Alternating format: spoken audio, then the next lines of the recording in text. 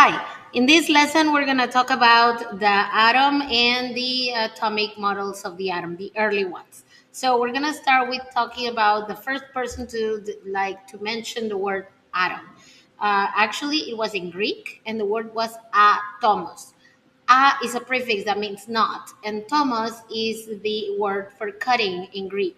So, what this guy, Democritus, said was that whenever you manage to make whatever piece of matter into the smallest particle possible, you would reach a point where it's no longer divisible.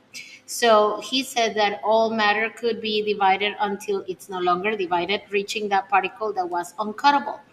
And so this idea was not a popular idea because it did not fit with the four element explanation of Aristotle, that he said that all matter was made of four basic elements in different combinations. Air, earth, fire, and water were the elements that Aristotle mentioned.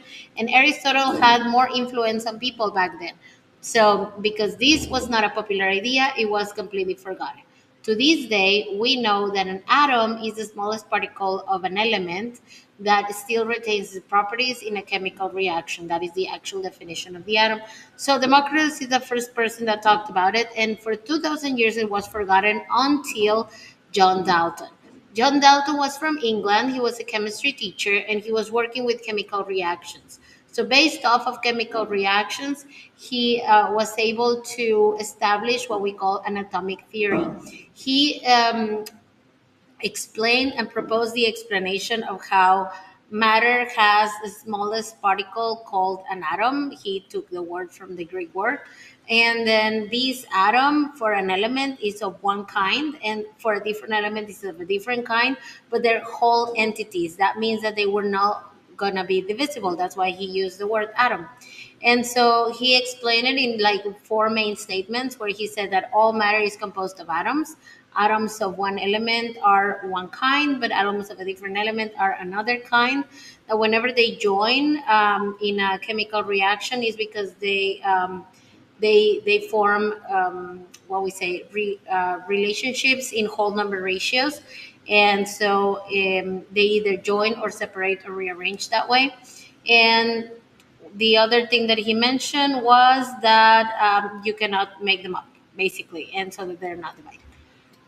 Dalton's model is compared to a billiard ball because it's a solid sphere that doesn't have any parts to it.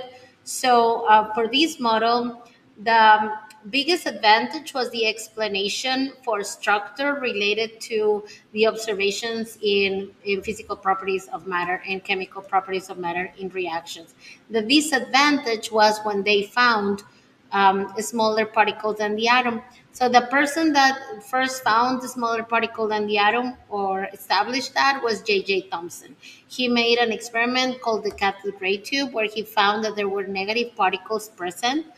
And when it was measured, the mass to charge ratio, it was established that it was almost 2,000 times smaller than the smallest of the atoms that were known back then, which was the atom of hydrogen. So he called this particle the corpuscle, which we later on know as the electron. And to try to explain how these electrons were part of the atom, he proposed the plum pudding model, which is to say that the atom is like a positive dense mass where the electrons are inserted like raisins are in a pudding, so inserted in the bigger mass. Now, this model had a disadvantage. The advantage was that it placed the subatomic particle in it. The disadvantage was that it did not explain why is there a solid bigger positive mass and how is this stable, right? So there was another person that continued the investigation, and this guy was Ernest Rutherford. He also lived in England. I didn't mention this, but J.J. Thomson was from England. Ernest Rutherford was from New Zealand, and he was studying in England, and he wanted to continue the investigation on the atom. And so, to prove the solidity of the atom, he used a little piece of gold, very thin, and he directed alpha particles, which is a type of radiation, towards the foil. And so he was expecting these particles to bounce back and to be detected by the screen, as you see in the picture. He expected the particles to bounce back, but instead he saw that they either passed through or were slightly deflected.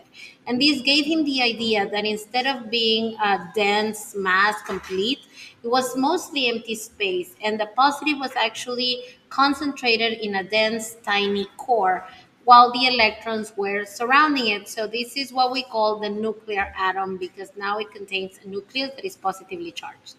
Now, this model was inadequate to relate to physical and chemical properties of matter, of elements, but it was more adequate to say that it was mostly empty space and where the particles were.